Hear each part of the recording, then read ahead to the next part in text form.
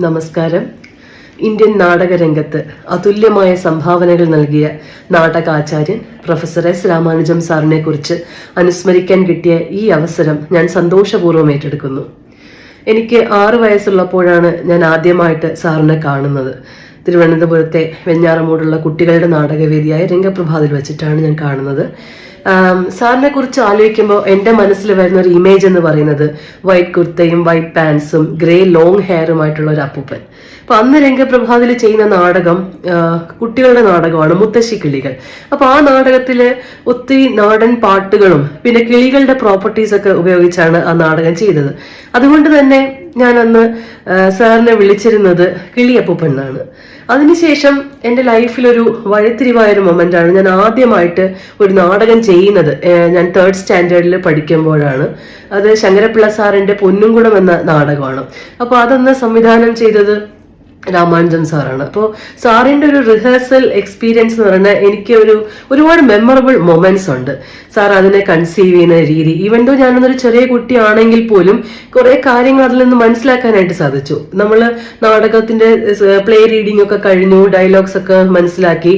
പക്ഷെ sir direct ആയിട്ട് നാടകത്തിലേട്ടല്ല ചെയ്തു തുടങ്ങിയത്. അതിന് പകരം കുറെ ഫോക്ക് ഗെയിംസ് കളിപ്പിച്ചു. അപ്പൊ ഞാനൊന്ന് ആലോചിച്ചു, എന്തിനാണ് ഇത്ര കളികളൊക്കെ നമ്മളെ കളിപ്പിക്കുന്നത്? ഞാനും എൻ്റെ കുറെ കൂട്ടുകാരൊക്കെ ഉണ്ട്. അപ്പൊ ഈ കളികൾ എന്തിനാണ് ഞാൻ അന്ന് ചിന്തിച്ചിരുന്നു. പിന്നീട് മനസ്സിലായി എൻഡ് പ്രോഡക്റ്റിലേക്ക് എത്തുമ്പോൾ ഈ നാടൻ കളികളെ അദ്ദേഹം നാടകത്തിലോട്ട് കൊണ്ടുവന്ന ഒരു രീതി, അതൊരു വല്ലാത്തൊരു പ്രോസസ്സായിരുന്നു. ശരിക്കും ഒരു കൊച്ചുകുട്ടി എന്ന രീതിയിൽ പോലും എനിക്ക് നാടകത്തിനോട് ഇഷ്ടം തോന്നിക്കുന്ന വിധത്തിലുള്ള ഒരു പ്രോസസ്സായിരുന്നു അത്. അതുപോലെ തന്നെ അതിനുശേഷം ഒരു മേജർ വർക്ക് എന്ന് പറയുന്നത് ശങ്കരപ്പിള്ള സാറിന്റെ തന്നെ മൂധേവ് തെയ്യം എന്ന നാടകത്തില് വർക്ക് ചെയ്യുന്ന സമയത്താണ്. അന്ന് എനിക്ക് 12 വയസ്സേ ഉള്ളൂ. അതിൽ മെയിൻ ക്യാരക്ടേഴ്സ് ഒന്നുമില്ല, അതെല്ലാം വലിയ ചേട്ടന്മാരും ചേച്ചിമാരൊക്കെ ആണ് ചെയ്തിരുന്നത്. അതിലൊരു പ്രധാന വേഷം എൻ്റെ അമ്മയും ചെയ്തിട്ടുണ്ടായിരുന്നു. അപ്പൊ അന്ന് 12 വയസ്സുള്ള കുട്ടിയാണെങ്കിൽ പോലും ആ ഹോൾ പ്രോസസ്സ് ഞാൻ കാണുന്നുണ്ടായിരുന്നു. അപ്പൊ അന്ന് എനിക്ക് തോന്നിയ ഒരു സ്ട്രൈക്കിംഗ് പോയിന്റ് എന്ന് പറയുന്നത് അദ്ദേഹത്തിന് കർണാടക സംഗീതത്തിലുള്ള അഗാധമായ അറിവ്. കാര്യം ഈ നാടകം നമുക്കറിയാം, പ്ലേ റീഡിംഗ് ഉണ്ട്, ഡയലോഗ്സ് ബൈ ഹാർട്ട് ചെയ്യും, അങ്ങനെയൊക്കെയാണ്. പക്ഷേ ഇവിടെ സാറ് കർണാടക സംഗീതത്തിനെ യൂസ് ചെയ്തൊരു രീതി. ഇപ്പൊ അമ്മയോട് ഞാൻ പറയുന്നത് കേട്ടിട്ടുണ്ട്, ആ രാഗത്തിനെ കുറിച്ച് അല്ലെങ്കിൽ ഇന്ന രാഗം, പല പല രാഗങ്ങളെ കുറിച്ച് അവർ ഡിസ്കസ് ചെയ്യാറുണ്ട്. അന്ന് ഞാൻ ആലോചിച്ചു, ഈ രാഗങ്ങളും നാടകം തമ്മിൽ എന്താണ്? അന്ന് കൊച്ചുകുട്ടിയാണ്, 12 വയസ്സേ ഉള്ളൂ. അതുകൊണ്ടായിരിക്കാം എനിക്ക് തിയേറ്ററിന്റെ ടെക്നിക്കാലിറ്റീസിനെ കുറിച്ച് അന്ന് എനിക്ക് അറിവില്ലായിരുന്നു.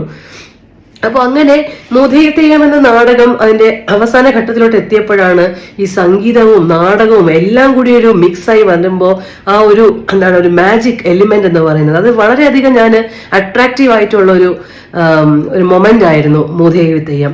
അതുപോലെ തന്നെ സാറിന്റെ ഒരു പെക്യുലിയാരിറ്റി എന്ന് പറയുന്നത് ഒരിക്കലും ഡയലോഗ് ബൈഹാർട്ട് ചെയ്യാനോ അല്ലെങ്കിൽ ഇങ്ങനെ പറയണം അങ്ങനെ പറയണം ഇങ്ങനെ പറയൂ എന്നൊന്നും ഒരിക്കലും സാറ് പറഞ്ഞിട്ടേ ഇല്ല. എന്താണോ ഒരു ആക്ടറിൽ നിന്ന് വേണ്ടത് അത് അദ്ദേഹം എങ്ങനെയും ആ ഔട്ട്പുട്ട് അദ്ദേഹം എടുക്കുമായിരുന്നു. നമുക്കൊരു ഫ്രീഡം തരും. ഒരിക്കലും അദ്ദേഹം കമ്പല് ചെയ്യാറേ ഉണ്ടായിരുന്നില്ല. അതുപോലെ തന്നെ പൊന്നുംകുടം അല്ലാതെ വേറെയും കുറച്ച് നാടകങ്ങൾ ഞാൻ ചെയ്തിട്ടുണ്ട് സാറിനോടൊപ്പം. പിന്നെ അതോടൊപ്പം എനിക്ക് വേറെ പറയാനുള്ളത് അദ്ദേഹത്തിന്റെ തിയേറ്റർ വർക്ക്ഷോപ്സിനെ കുറിച്ചാണ്. ഏകദേശം ഒരു ആറാം വയസ്സ് മുതൽ ഒരു 17 വയസ്സ് വരെ ഞാൻ അദ്ദേഹത്തിന്റെ തിയേറ്റർ വർക്ക്ഷോപ്സിൽ പങ്കെടുത്തിട്ടുണ്ട്.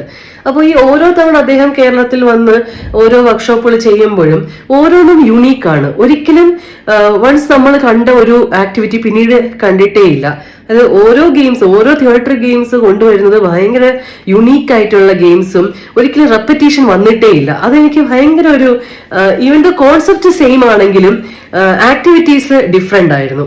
അതൊക്കെ എനിക്ക് പേഴ്സണൽ ലൈഫിലും ഒരുപാട് ഗുണം ചെയ്തിട്ടുണ്ട്. ഇന്ന് ഞാൻ നിൽക്കുന്ന എൻ്റെ ടീച്ചിങ് മേഖലയിൽ പോലും എനിക്കത് ഒരുപാട് ഗുണം ചെയ്യുന്നുണ്ട് അന്നത്തെ തിയേറ്റർ ട്രെയിനിങ്. അപ്പോൾ സാറിനെ കുറിച്ച് പറയുമ്പോൾ അദ്ദേഹത്തിന്റെ സംഗീതത്തിലെ അറിവ്, ഈ സംഗീതം അല്ലെങ്കിൽ ട്രഡീഷണൽ കലകളെ നാടകത്തിലേക്ക് അദ്ദേഹം കൊണ്ടുവരുന്ന രീതി, അതൊക്കെ പിന്നെ എപ്പോഴും പ്ലസന്റ് ആണ്, ചിരിച്ച മുഖമാണ്. നമ്മളൊരിക്കലും വഴക്ക് പറഞ്ഞിട്ടില്ല. എനിക്ക് ആകെ ഒരു തവണ ഒരു വഴക്ക് കിട്ടിയിട്ടുണ്ട്. അത് പൊന്നുംകുടം ചെയ്യുമ്പോൾ ഫൈനൽ റിഹേഴ്സലിൽ അന്ന് എത്ര പറഞ്ഞിട്ട് എനിക്കൊരു കാര്യം മനസ്സിലാവുന്നേ ഉണ്ടായിരുന്നില്ല. അന്ന് എനിക്ക് ചെറുതായിട്ടൊന്ന് വഴക്ക് കിട്ടി. അല്ലാണ്ട് വേറൊരു സന്ദർഭത്തിലും എനിക്ക് അങ്ങനെ ഒരു അൺപ്ലസന്റ് ആയിട്ടുള്ള ഫേസ് ഉള്ള സാറിന് ഞാൻ കണ്ടിട്ടേ ഇല്ല. അതുപോലെ തന്നെ രാമാനുജം സാറും എൻ്റെ അപ്പൂപ്പനും തമ്മിൽ വളരെ ഡീപ്പ് റിലേഷൻഷിപ്പ് ആയിരുന്നു. അവർ ക്ലോസ് ഫ്രണ്ട്സ് ആയിരുന്നു. രംഗപ്രഭാതിന്റെ വഴികാട്ടിയായിരുന്നു രാമാനുജം സാറ്. ഗിരിജ ആൻറ്റി ആയാലും അനിത ആൻറ്റി ആയാലും കൃത്തിക ആയാലും എൻ്റെ അമ്മയും എല്ലാവരും ഒരു ഒരു ക്ലോസ് റിലേഷൻഷിപ്പ് വയ്ക്കുന്ന ആൾക്കാരാണ്. സോ അദ്ദേഹത്തിൻ്റെ നല്ല ഓർമ്മകൾക്ക് മുന്നിൽ സ്മരിച്ചുകൊണ്ട് എൻ്റെ വാക്കുകൾ നിർത്തുന്നു. നന്ദി, നമസ്കാരം.